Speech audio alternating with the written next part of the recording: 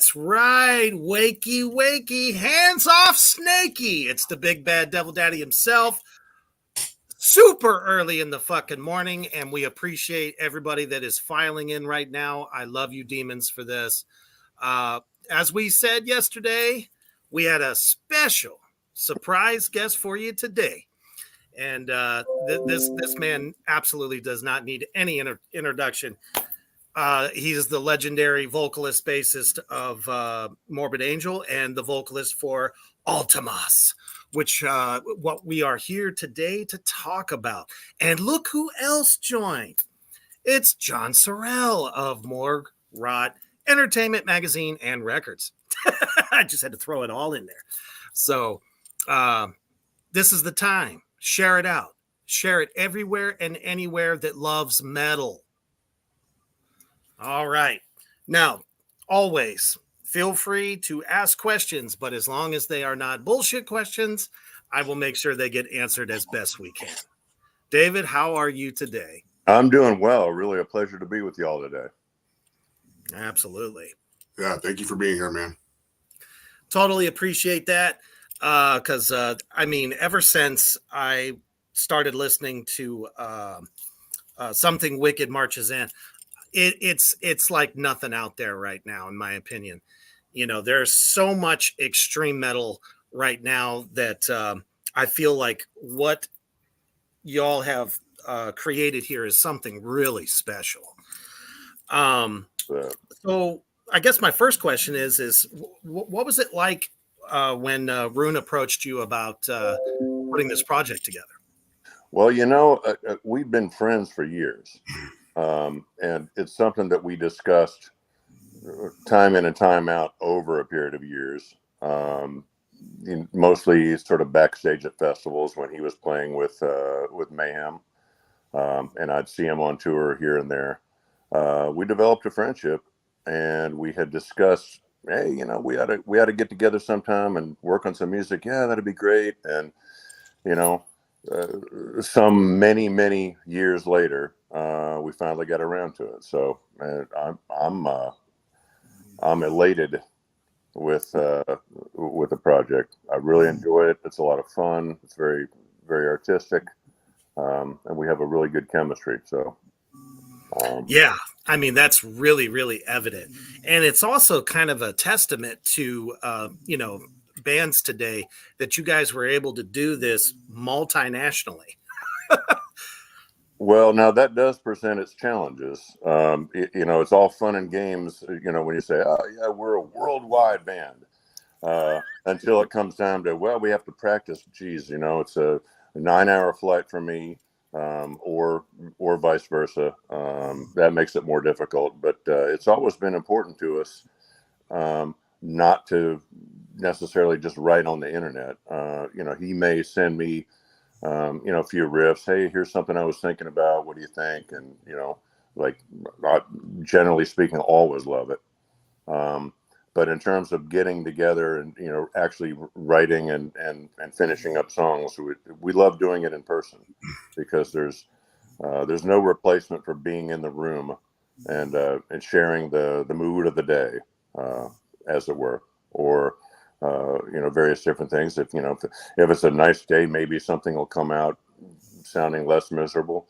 If the weather is terrible, it's guaranteed to be even more miserable. So, you know, these are the kinds of things that when you write only on the internet, then it kind of tends to not feel as organic, at least for me. when you're sitting in the room and you're sharing ideas in real time, I think that's where real magic happens, at least for us.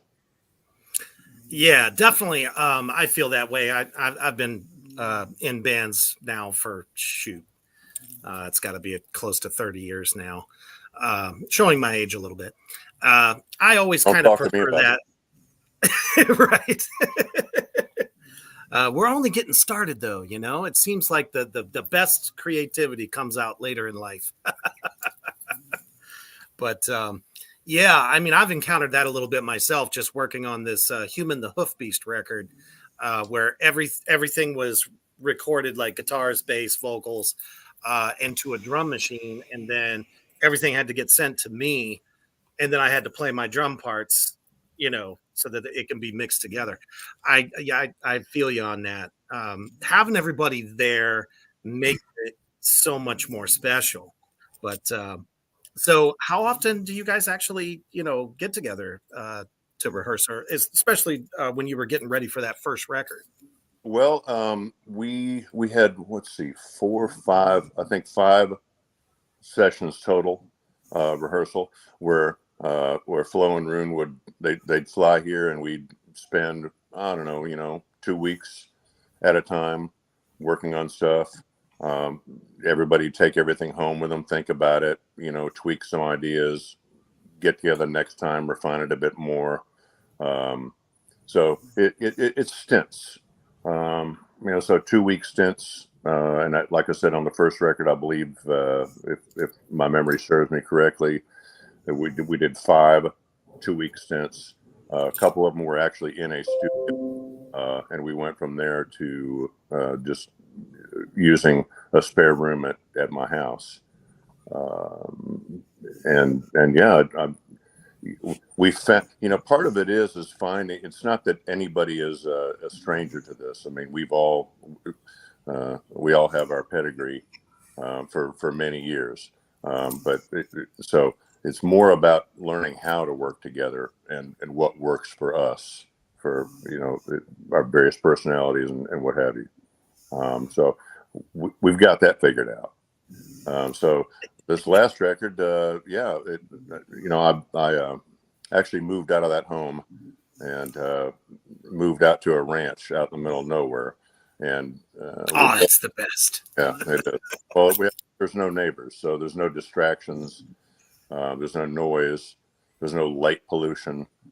You walk outside and you see stars, and Nice. That allows us to be, like I said, less distracted and more focused on just us and nature. Very cool. Oh, yeah. Got a question there, John?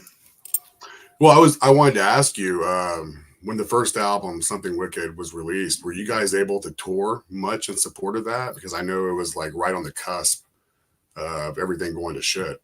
Well, that did happen. We did get some touring in. We did it only in Europe, Right? Europe and Russia. Yeah, I think that hurt everyone. We definitely lost an awful lot of momentum, and then the subsequent, travel bans or whatnot meant that we weren't able to get together for a couple of years. And we had already started working on the second record, but that the world did what the world did, and you have to improvise, adapt, and overcome. So that's what we did. Yeah, absolutely. And so I would guess now it's just, obviously better for you guys. Well, it's better for the world. Yeah. Oh, yeah. Lockdowns are such nonsense anyway that, it just reminded me why I hate politics and politicians. Yeah, absolutely. I am with you 100%. Oh, absolutely. I mean, that really, really kind of ruined it for bands just coming up, as well as artists like yourself. So what did you guys do during that time? Did you kind of take more to social media to kind of stay connected with fans and advertising and stuff like that? Really not. we spoke amongst ourselves and we shared some ideas, but that really put all of us in such a foul mood. I believe that we kind of retreated and just became a bit more isolated and a bit more introverted. But thankfully, we were able to come out of that and got back together. And as the world started waking up from this self-induced slumber, we've had some more stuff coming up, and we have looking forward to taking actually this new record out on tour beginning March 18th. Oh, nice. Fantastic. We got a question from our brother Cody, a longtime viewer. He says, what are some ways that you get into your creative process? Well, there's several different ways, but it really starts with the universe. I mean, I wake up in the morning and I'm dreaming songs. I go to bed at night and there's songs, there's music, there's stuff just runs through my head. So when I sit down and if I'm forcing something, it doesn't come. When I allow it to come naturally, that's when it comes. And it does come when I least expect it. So I always keep a notebook or my phone. Sometimes I'll hum a few things into my phone, or I'll jot down some lyrics. I'll be on a plane and, kind of dozing off, and I'll wake up real quick and grab my trusty binder, and I'll spit out a song like in its entirety right there. And then maybe the next day, nothing. It comes when it comes, and it's as organic as possible. So I don't know if that answered your question, but that's how it works for me anyway. Yeah. Oh, yeah. I don't think that's, too far out of our reach to think that, so many artists have talked about how they had dreams that inspired them, to write lyrically or even just creatively. So absolutely. I mean, King Diamond, he wrote most of his stuff that way. Everything was, well, he calls them nightmares, of course, but No, I believe he's very creative. Oh my goodness. Unbelievable. Yes. So I forget what the heck I was just going to say. Must not have been. I'll tell you, like I said, it's early for me. So, I remember now. So, Rune had said in one of his interviews that a lot of like your lyrical content for this project is apocalyptic. So, was there like anything in particular that you wrote about, like as far as a theme for Something Wicked Marches In? Well, apocalyptic is one facet of it. So it's the idea. It's mostly centering around the energies of old, things that have been with us for as long as we've had recorded history.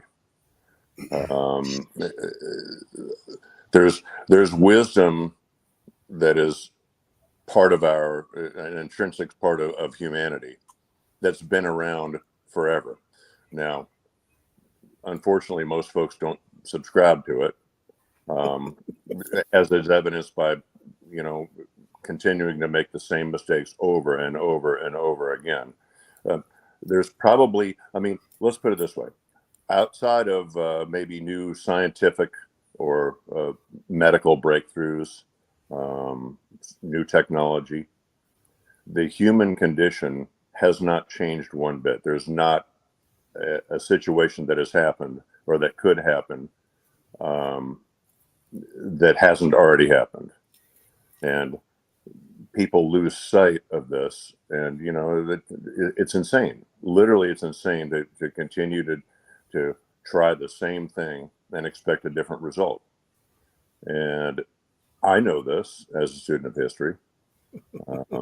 So I don't know this is part. This is the frailty of humanity, in the fact that we can't, with all this, everything emerging around us and everything getting smarter from a technological and scientific standpoint, medical standpoint, we are still prone to these ridiculous emotions that we have.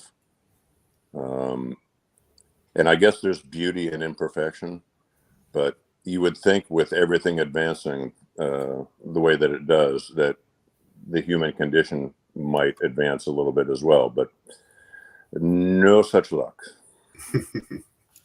I think honestly, it makes us lazier. Well, it does. It certainly it decreases the need for the skill set, for basic survival skill set. I wonder, I speak to people who live in cities. I'm like, so what are you going to do when there's an EMP attack? What do you mean? Well, let's say some catastrophic event happens. What will you do? How will you eat? The store is closed. Well, I'll just call Uber Eats. Okay. Your phone doesn't work. Well, then I'll just get the police to, et cetera, et cetera. So as you go on and you listen to people's answer like this, obviously, if something happens, they would probably be one of the first ones to perish.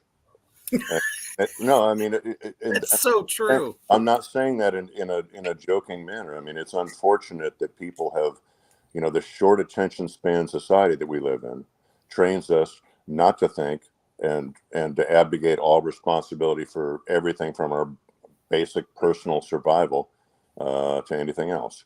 So I don't subscribe to that.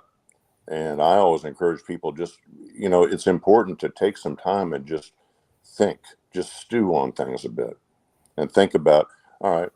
And I'm not saying this is not a doom and gloom thing, but as things happen, and if we're not prepared for things to happen, and if things break down, which they may well, what is each individual going to do to be sort of self-sustaining? And I don't know that most people have an answer to that. They don't, because no one wants to fully realize that. We're in denial. It's a scary realization. It sure is. But again, short attention span is not helping that. So I mean, we can segue this into music. When I started listening to music when I was, a very young kid, back in the 1800s, I would buy a record, and I would put the record on, and I would play that record from the first song on side A to the last song on side B, all the while reading along with the lyrics and looking at the album cover and looking at the photos and allowing myself to be immersed into this art project by whichever artist it was I was listening to. So it was important to me, important enough to take my full attention. And it feels like these days, and I see this as I'm out in public, people are like, they'll pull up a song on their phone on one of the streaming apps. Hey, check this out. Have you heard this new whatever yet? And maybe the conversation will last 10 to 15 seconds. Yeah. Oh, that's cool. Hey, check this out. And it just goes back and forth from one thing or another.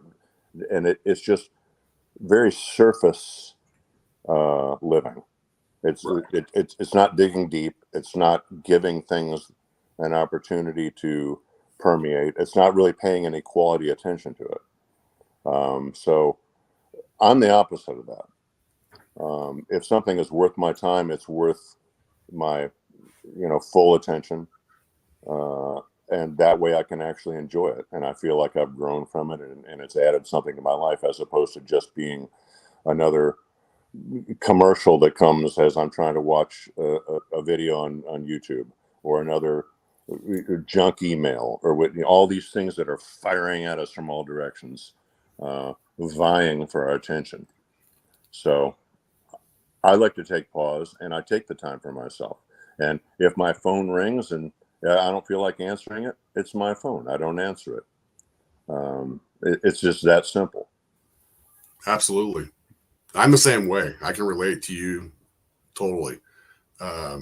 Growing up, I would immerse myself in these albums, just like, like you were saying. And I feel like you're right. A lot of people have lost sight of what the full picture of the art is, because there's so much that goes into it. And I will say, though, in my experience, I would say, especially in the metal community, it is coming back somewhat.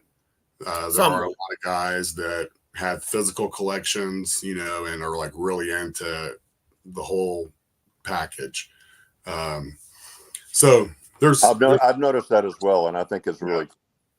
Yeah. Oh, I love vinyl. I'll I'm always take vinyl over any other physical copy, honestly. Well, when CDs first came out, and I listened to them, and they didn't have the mastering technique down quite so much, but Yep. it hurt my ears, the digital artifacts, and even worse with MP3s. Now they've gotten much better at it, to where it's not quite as annoying, but there's the high end artifacts on low bit rate MP3s, just it's like fingernails on a chalkboard to me. Absolutely.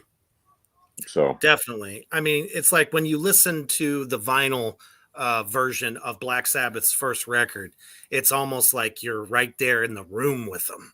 oh yeah, You know what I mean? You no, I can't agree. really get that feeling, streaming wise. Sure. The warmth and the embodiment of the art is it's so pure and it's so honest, and you can hear like the little things. I mean, obviously, you can do as many tracks as possible, but there wasn't Pro Tools back then, so men had to get in a room. Well, men or women had to get in a room and actually play their damn instruments.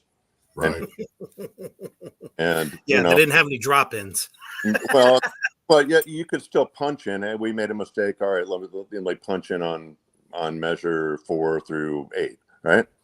But it's not like you play a riff and maybe the riff repeats itself, and these hotshot engineers, oh, it's the same riff, no problem, we'll just cut and paste it. And I'm like, huh?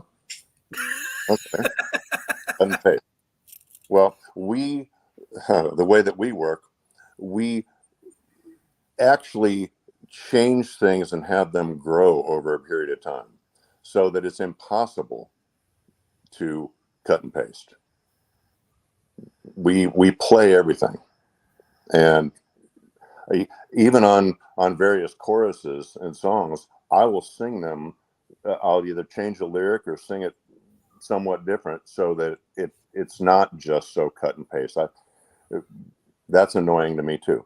But listen, it works for some people. I don't know what the long-term longevity of that is, but I imagine it's probably not going to be that of Black Sabbath's first record, for example. Right. For sure.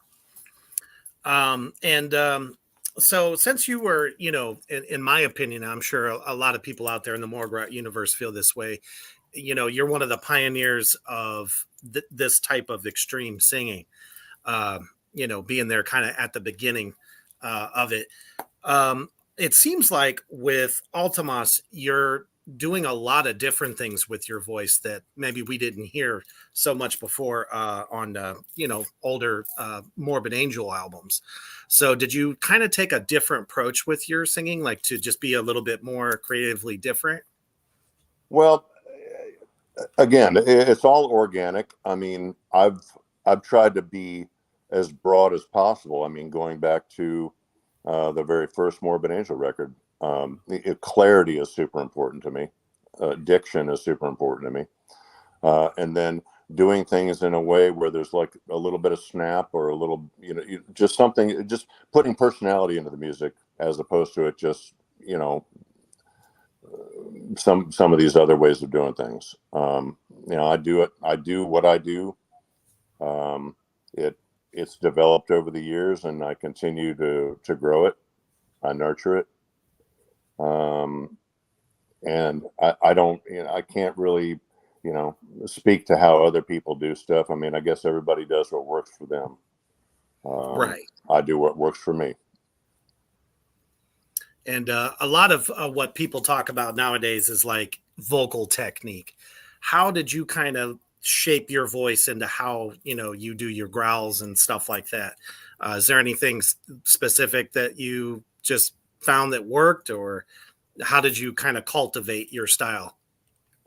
Well, yeah, back back during the Ultras of Madness days, I was a heavy smoker, and I realized, getting out and actually when we started doing tours, I was huffing and puffing, and found that was really not, it wasn't helpful to me.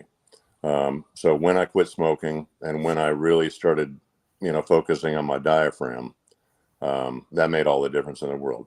We all find these things as we, go from being kids, and with each new year and each new record and each new tour or what have you, we experience more things, and we mature more. Maybe our hopefully our approach changes, and we make it better. We make it more diverse. We make it more complete, and that's the case with me.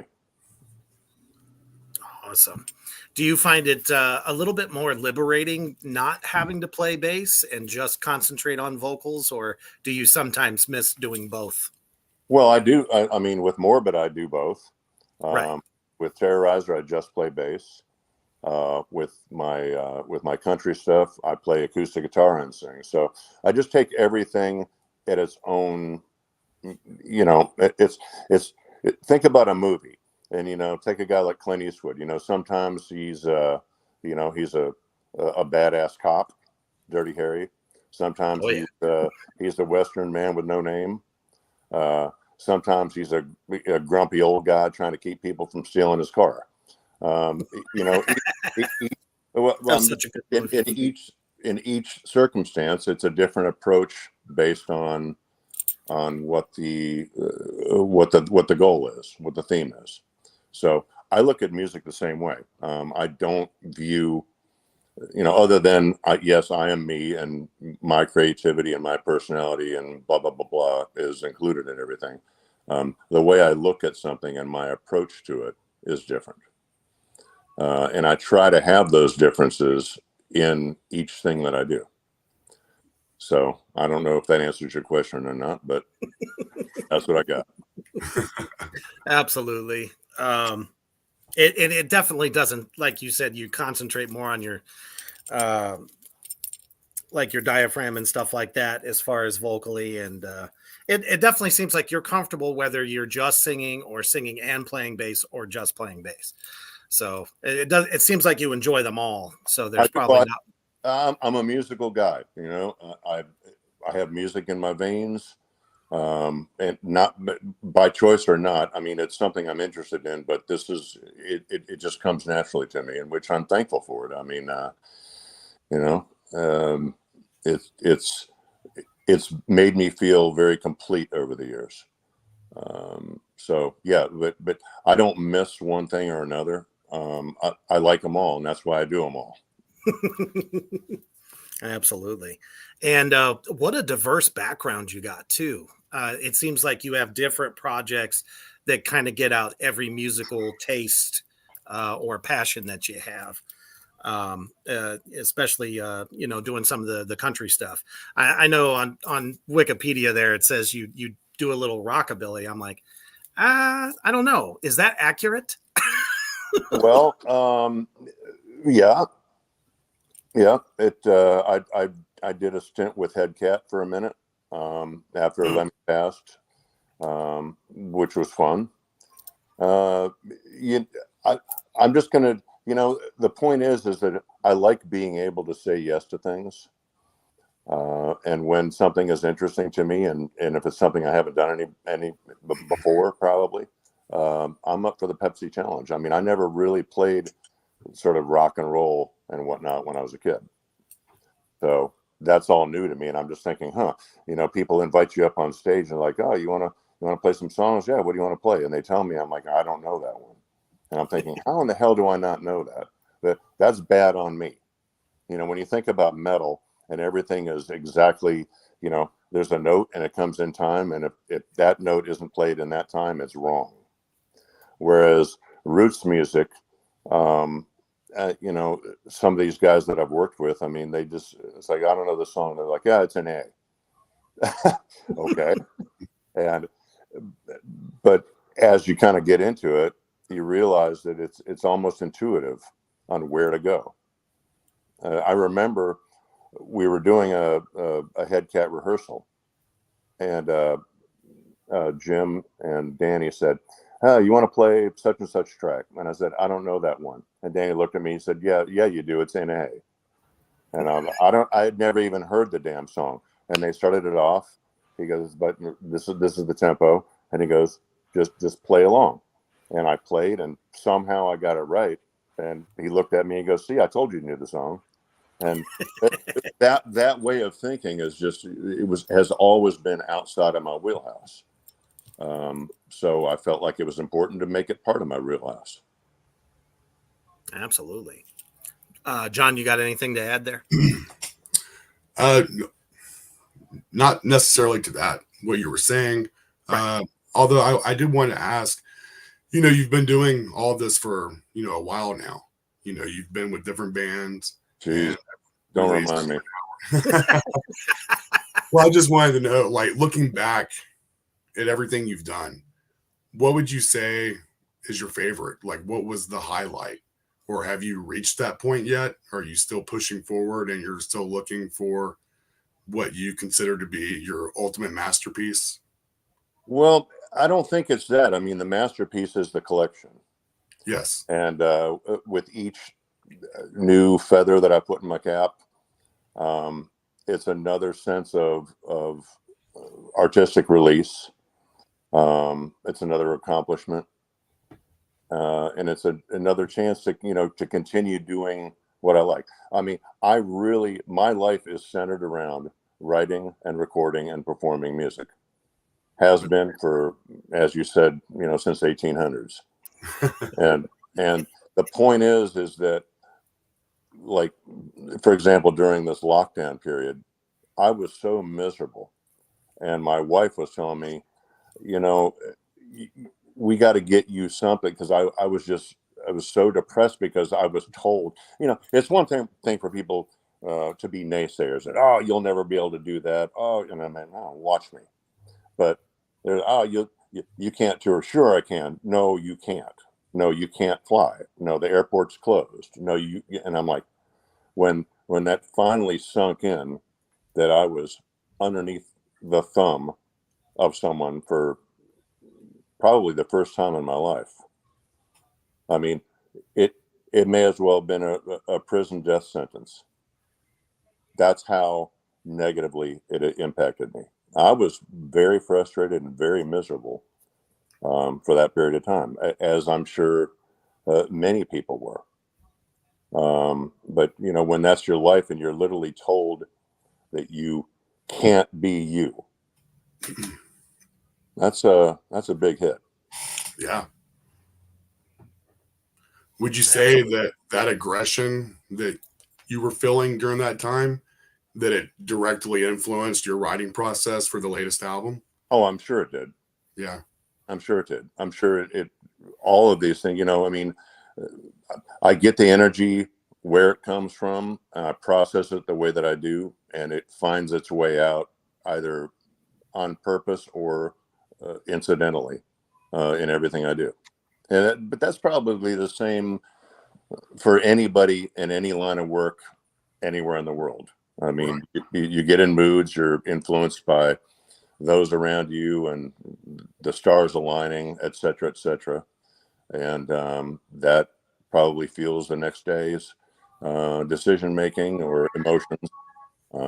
So yeah, I'm no different in that way. Awesome. Got a lengthy question here for you. All right. Nice. This comes from Thomas Sipes. He says, Hail Reaper, Coroner Sorrell, and the iconic David Vincent.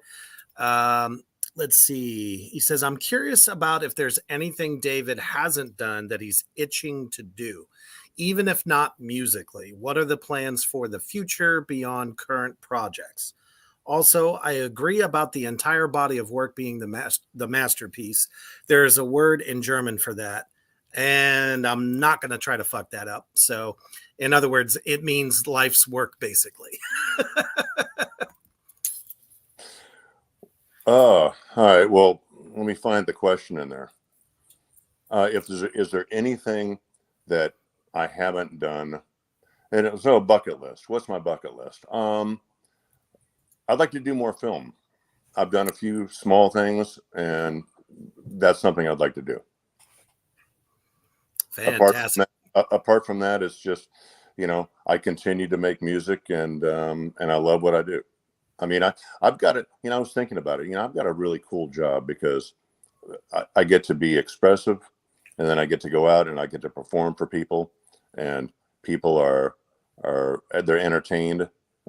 In many cases, they're inspired, and that's like giving. It's so giving to the world.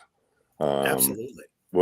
Be it rage, be it love, be it whatever emotions that you can share with folks, and that people identify with it, and they tell me they do.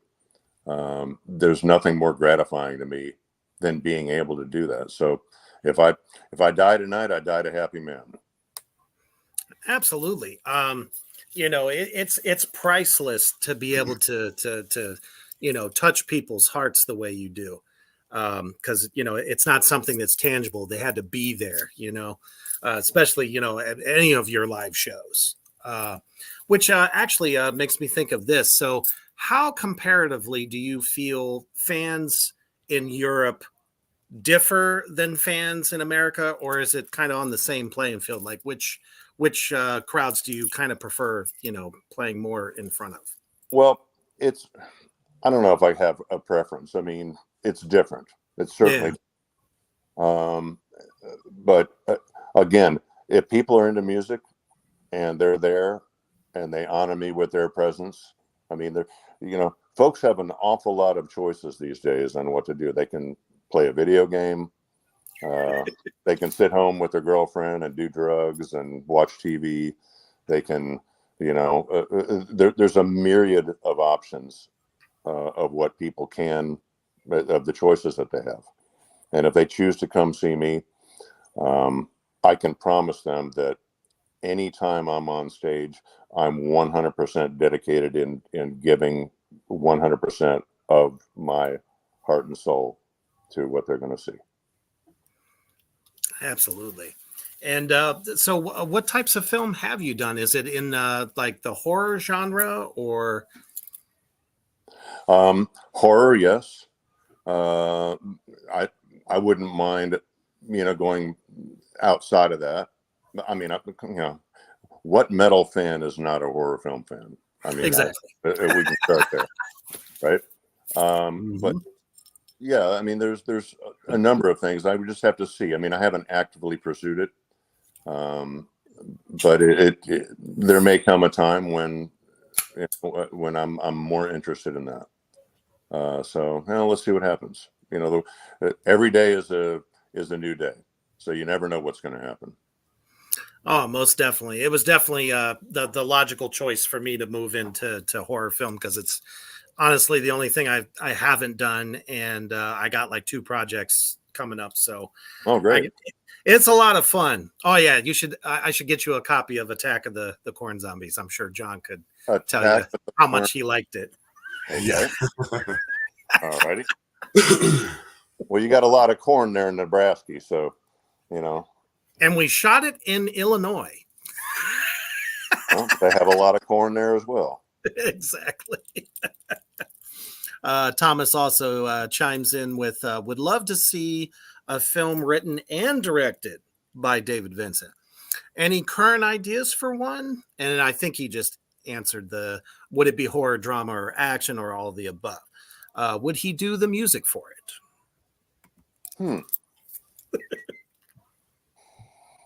I don't know. I haven't thought about it. But Thomas,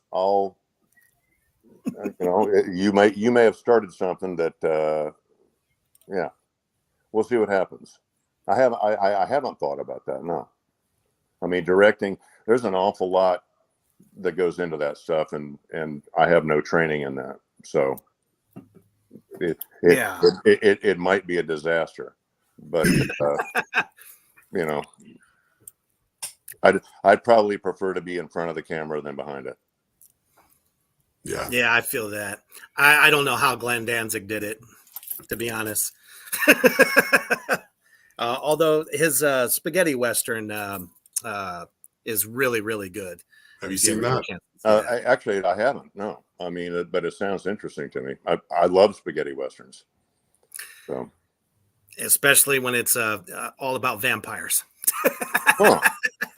All right. Well, now you just, I'm somewhat out of touch other than what I do. Like, when new music comes out, I really rely on my bass player to share things with me. And, he'll say, "Hey, Che, have you ever heard this?" "No, what is that?" "Oh, it's this, that, and the other thing." And I listen to it. If I like it, I buy it. But I don't have the time to just peruse around looking for something. I mean, I'm always interested in something new, either a new film, new music, new food, new art. I just don't, I sometimes rely on others to say, "Hey, have you checked this out?" And there's certain people who just about everything they tell me is a really good suggestion. So keep them coming. Absolutely. I kind of rely on John for that. And my son's always, hip to whatever new metal bands come out. And I'm still, I mean, I ain't gonna lie. I'm stuck back in the 70s, the 80s, 90s a little bit, and early 2000s. Most of the newer stuff, other than, Altamas, obviously, which is just fucking amazing. Okay. I don't really get into much of it. So, it really has to kind of stand out to me. I don't know how about John. Oh, the new record? No, just like newer bands that come out. It's really hit and miss. I feel there are a handful of bands that have an original sound, but there's a lot of bands that are trying to emulate something that's already, come and gone or is still relevant. Are there any bands, current or old, that you would like to tour with, David? How about Iron Maiden? Well, that would be a great one. So like, I like playing for other people's audiences because it gives me a chance to play for people who may not ordinarily see us. And this is one of the things that I like about some of these bigger European festivals is that, if I was just a fan going to them, you would see bands playing together that you'd never see on tour together. I mean, I remember some years ago we played Sweden Rock. So, and who was on that? Let's see, The Cult, Joan Jett. And I'm thinking, Morbid Angel would never tour with Joan Jett, but no, but I mean, but the point is that so any of her fans got to see us, and that it's as unlikely as it may be, there may have been a couple of them who actually enjoyed it. So you don't know if you're only preaching to the perverted, then that you don't have an opportunity to open up. And sometimes, like me, sometimes I have to be exposed to something in order to, oh wow, I never heard that before. Oh, that's kind of cool. And I imagine that a lot of people are that way. So you never know. Yeah, I think it's great because it forces, listeners out there to like you said, be exposed to something different instead of opposed to what they're being force fed on the radio stations. Yeah. Well, radio, that's another story. Oh man. I can't listen to it. I just listen to the classic rock station. Well, I mean, apart from somebody like Jose Mangan and those guys over at Sirius, that's where you're going to hear something that's not just the same old, 200, 300 song playlist. That's what gets boring.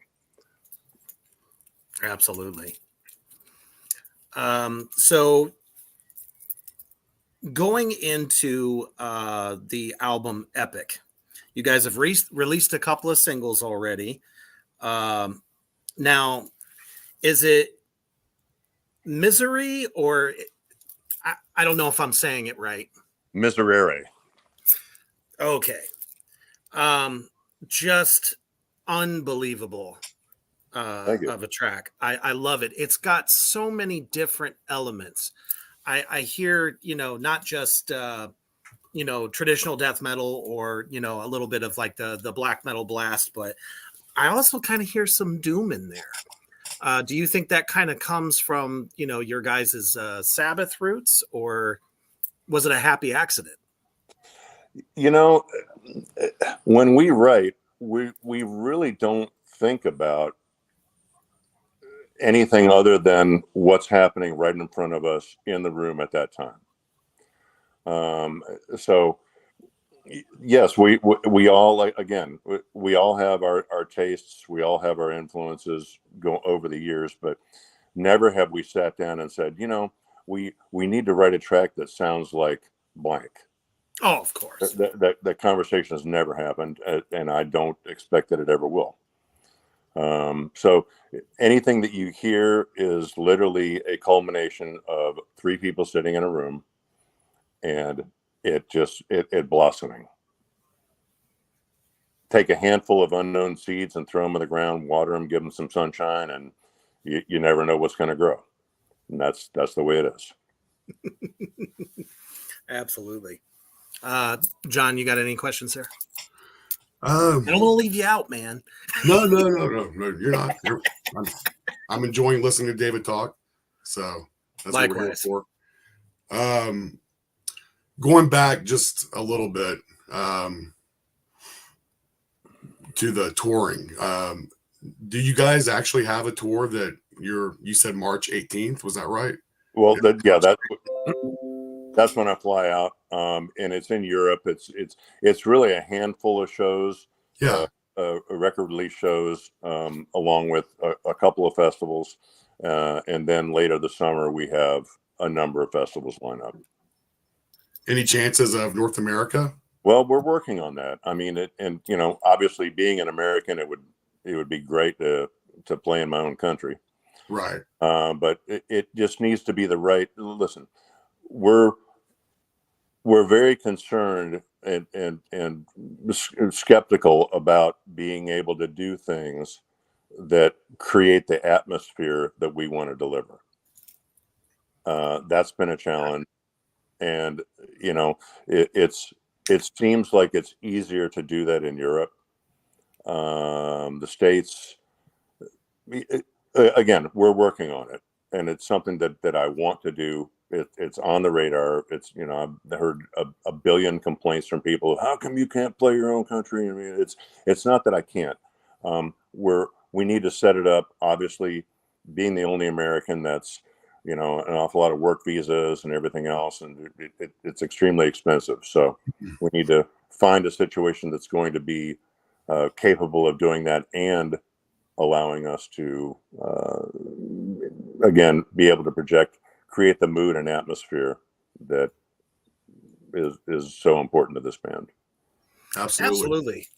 So you're kind of talking from like a visual standpoint. Well, it's not just visual, but that's part of it. How does the room feel? Does it feel like an old theater? Does it feel like something where there's energy, or is it, Jim's Bar and Grill, or some? I don't know. I mean, this may sound strange, but I mean it's just part of creating this mood and environment to where I'm in that mood and environment, and that's hard. It's difficult to do during the day outdoors in the sunshine. Right. Absolutely. There's a great. Oh, sorry. No, go right ahead. I was going to say there's a great venue in Atlanta, the Tabernacle. I'm familiar with it. You have? I am familiar with it. Yeah. Okay. Aesthetically, I would think something like that, may work for you guys. Yeah. I mean, it's not, it doesn't always have to be that way. I mean, yeah. as you're out touring, there's going to be nights that are, not your favorite, but it's necessary in order to get to, the next destination. Point is that it would be nice to have, even if it's a limited run that only targets sort of certain appropriate venues. Right. And that's not to say anything. Listen, I want to play for everybody. It starts there. It's just being smart about it and putting it together in the right way. And we are working on that, by the way. I mean, this is not like a pie in the sky idea. We are working on it. Stay tuned. Cool. And I know we kind of touched upon it on your guys' first record. Is there any kind of like different sort of theme on the album Epic as a whole? Well, it's a continuum, right? There's a direction, and this continues the direction. It's a bit more immediate, and we wanted it to be bold and iconic, and I feel like we achieved that quite well. From what I've heard, I definitely agree. Yeah, same. Some I don't know where the hell I read it, but some people were like, having it be the title of Epic seems a little bit snooty or something like that. I can't remember where I read it, but they're like, no, this is like very appropriate for this record. And definitely, I think it is going to be epic in every sense of the word. So here's an interesting story. When we're writing, we give songs working titles, quote unquote, until it's finalized. That was the working title for the song, and it inspired me to write it and let that be the song, because I felt that. And with Epic it's not a grandiose statement about us. It's a statement about that which is old and still remains strong. Kind of hearkening back to what we talked about ancient wisdom, in its many different forms, and the ancient struggles that are still the struggles today. So Epic is something that is, there's a sense of permanence to that. So it's not braggadocious. It's inspiring. That's the way I view it too. I was just like, I caught that, and I was just like, what are these guys thinking? Why would you even say that? Well, people say all kinds of things. Everybody has a voice. Sadly, and an opinion. You got any more questions there, John? Just one more, and it's just kind of as I get rid of my cat. I don't even know if you care, and you may or may not, but the overall perception of your entire body of work to the fans, does that matter to you? If someone wants to single out your outlaw country music and say, oh, well, that's not metal, that's of course it's not metal. Yeah, and congratulations, Captain Obvious. I mean, yeah. Right. But because you are not afraid to depart and experiment with every, part of you, some other people, they don't quite, grasp that. They feel like, oh, well, you've turned your back on, this or that. Does that even matter to you? Or do you think it's just bullshit? It doesn't matter to me. Yeah. I'm going to listen, I've been doing this a long time. I'm a lifer. Exactly. I'm going to do whatever the hell it is that I want to do when I want to. I mean, that's where it's at. I'm my own boss. I'm my own God. I do what I want to when I want to. I appreciate that people like it. And maybe not everything is very, I like this record better. Great. Listen to it. Your last record was better than your second record. Well, Great. You have a lot of choices on what to listen to. Listen to what you want to. Yeah. Well, I think it's all great. Just so you know, I appreciate that. Yeah, I was checking Most out the Drinking with the Devil this morning. Huh. So good. I love the video, man. It just has that classic outlaw feel to it. We had so much fun making that. I mean, that was an awful lot of fun. The whole damn thing, the recording, tracking the songs, making the video. It was a gas. Can we expect more from? Well, I have a lot of material. Yeah. We'll see what happens. I mean, as you may note, I'm quite busy these days, so Yeah. things kind of go in the order of their, the attention gets, what needs to happen next. And right now, my focus is Ultimus. Gotcha. Hell yeah. And did I kind of gather that maybe some of the outlaw stuff that you do kind of played into your stage attire for Ultimus a little bit? No, not really. That's a whole different mindset. But I mean, I like a lot of things. I do like Westerns, but I wouldn't say Ultimus is really, a quote unquote Western kind of thing, right? Right. But it's just, I just created this character that, delivers the way that he does. And because it's kind of off, it allows, a lot of things to happen. I mean, I get into character for it.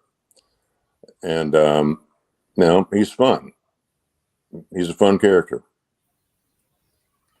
Yeah. I kind of had a feeling that you created like this type of persona, that it was more than just what you decided to wear. I really dig it. It's different from a lot of what we see in extreme music, and I really dig that because it's like it's deeper. There's more meaning behind it. So, Well, yeah. how would you characterize what your character's all about? He's passionate. He has a lot of love, but he's also very intolerant.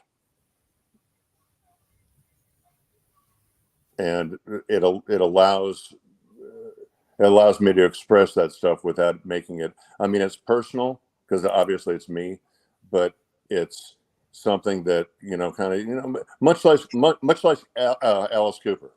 I've always been an Alice For Cooper sure. fan. And he has Alice is one person, and then you got Vincent, who's like an incredible golfer. And an incredible human being.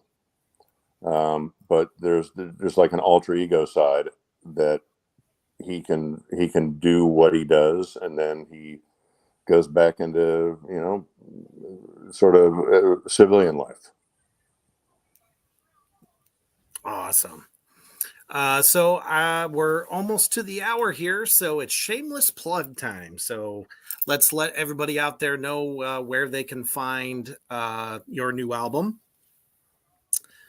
Well, it's released on March 18th and available anywhere you find records, or iTunes, or Season and Mist web store.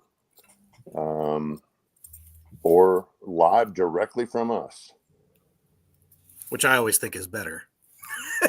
Well, it certainly it helps as well. Helps cover expenses. Yes, so important.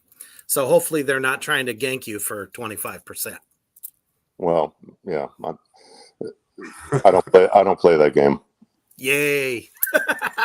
Gotta fight that shit. Oh, you just say no. We don't have to play here. This is true. Hell yeah, that's awesome. Well, it has just absolutely been a pleasure having you on, and we were so happy that we could make this happen. It's been incredible, and so with fans that obviously you already have, everyone knows who you are.